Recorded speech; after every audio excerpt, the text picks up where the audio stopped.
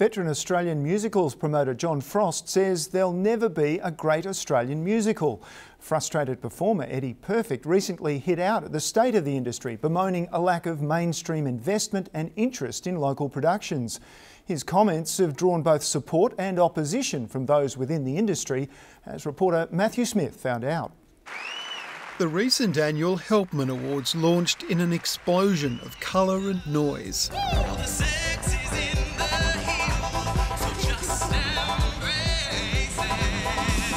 Kinky Boots is one of many high-profile international musicals that have recently toured Australia.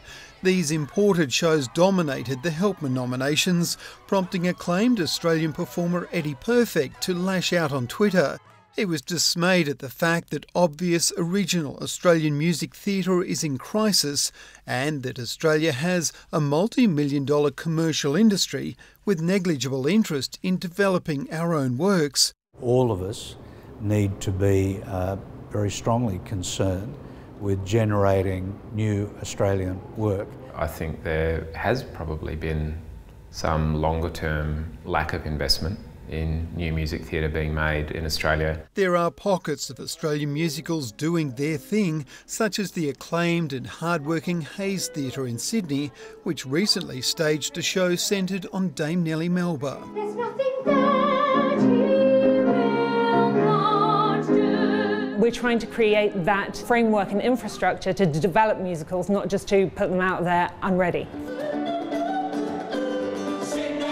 State theatre companies are also commissioning semi-regular work, including the upcoming Sydney Theatre Company's production of Muriel's Wedding.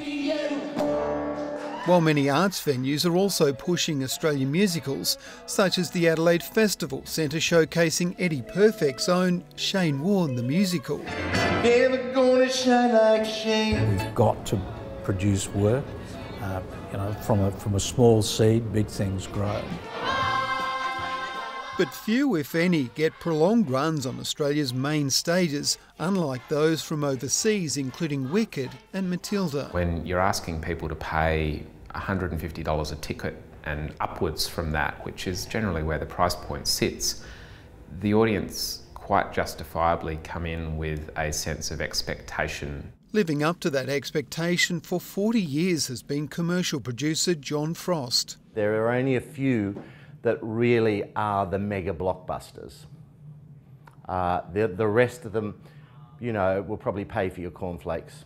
At up to $6 million a musical, he needs surefire guarantees, and that means shows with a universal or worldly and not local story. No, I don't think there will be a great Australian musical. I think because the minute you use the word Australian, I think it makes it sound very parochial. He says actors' equity laws mean just workshopping a musical domestically can cost up to $600,000 and says writers should head to New York or London.